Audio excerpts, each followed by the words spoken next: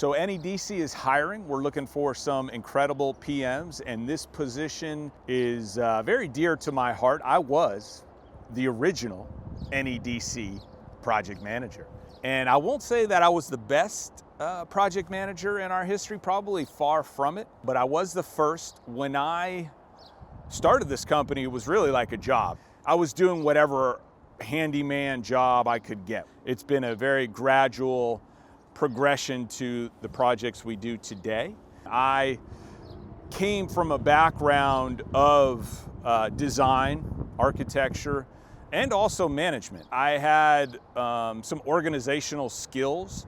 This was a strong suit of mine, and I actually wanted to fill in the lack of craft and carpentry and building experience I knew I had. I was intent to do that. Like, I was seeking that out because it was a void that I knew I had that I felt very insecure about.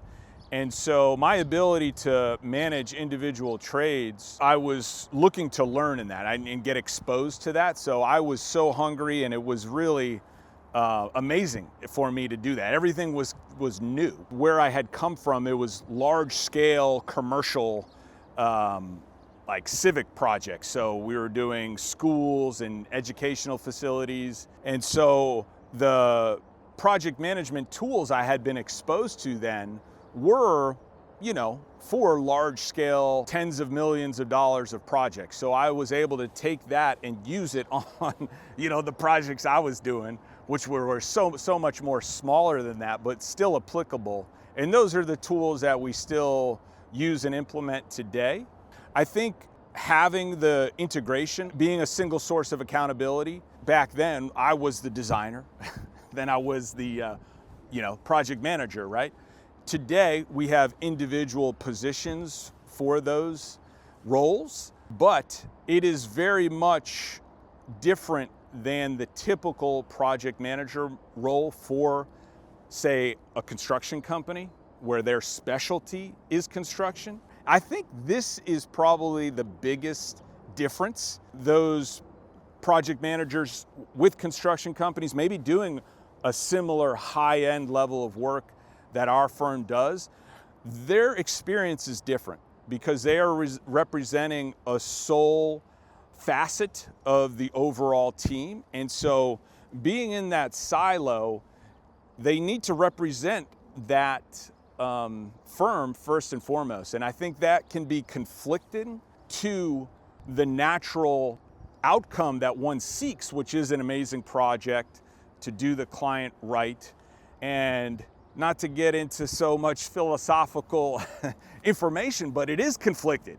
When you have a separate architect and you have a separate builder and you have a separate interior designer, and all are sort of responsible for the end product, but neither is fully responsible, it can lead to conflicts of interest. It can lead to problems. One of the beautiful things about being at NEDC is that integration and just having it all together. So even though you are responsible, you're not designing it, you are carrying out and executing that design, you are not alone, okay? You are not on an island by yourself.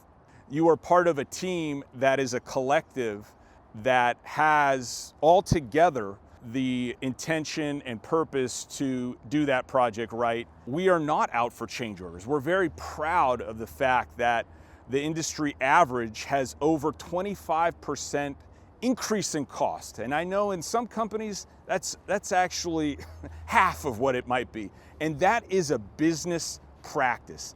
And it's not an indictment on those firms that have that intention per se. It's actually accepted within the industry. That's just the practice of it. They are not responsible for the design, okay?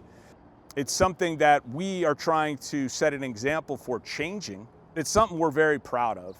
And I think as a project manager, you can carry that pride forward, knowing you have the best interest and you're really setting them up. They're working within a system that looks out for them. Just that alone is a huge, huge difference. We've had project managers who have been exposed to that kind of more traditional system. It's not traditional.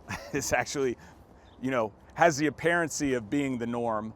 But I think that's one of the most refreshing attributes of being at NEDC. There's not a conflict of interest internally.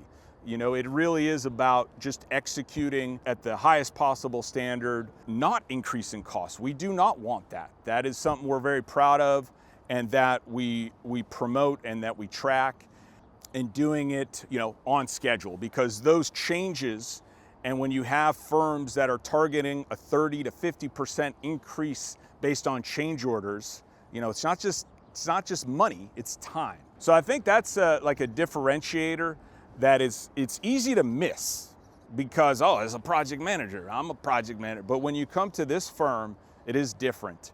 You are in a different system. Other thing I wanted to speak to was the PMs. I have so much admiration and respect and appreciation for our PMs, because they are like the frontline troops, okay? The designers have a lot of interaction and communication with clients, but most of the time it's from, an office, from their home or from our office. But our PMs are in daily communication with our clients. They are front lines. They are on a job site for that client every single day, making their projects go right. And it is a lot of problem solving. It is, things don't always go perfect. We always try to improve, and have our projects lined up so that things have been thought through, so it is as simple as possible to execute. But a big name of the game is just, problem solving and making things go right. And that ability to predict is really what makes a successful project manager, based on the integration, based on that we are a single source of accountability. It's simpler, because you have access to that entire team. You are part of that team. When we start, we're not starting from scratch. We have a conceptual design that's done. Through design, we get to and perfect the ideal project for our clients, so that is set in stone. Everything is specified so that we don't have changes in construction, and then it's on our construction team, our project managers, to execute. So typically, or traditionally, a client is going to start with an architect or an interior designer. They want great design, and those are the individuals that provide that. And then there is a builder, and that person is hired separately. NEDC encompasses all of those in one. And so while we are licensed architects, it is a continual progression within one firm. And it simplifies a lot, particularly if you can do it, all three of those things, at a high level. Typically, those firms are set up to specialize in each individual one, and so all share a responsibility in the overall outcome or product, but neither is fully responsible. So if there is an issue, that's one of the reasons why there is such a high rate of change, is because that one who's executing it, the builder, didn't design it. So if there is a discrepancy, or a mistake was made or whatever, they are not the responsible party, right? So it's going to go back. It is going to be a change order on you, the client, and you're kind of stuck in the middle or underneath all of this. So anything that falls through the cracks of these three separate professionals, falls on you. That's one of the things we're proudest of, is not having that change, because the only ones to point the finger at is us, and we love that. It's a beautiful thing. This is Dave Supple from New England Design and Construction.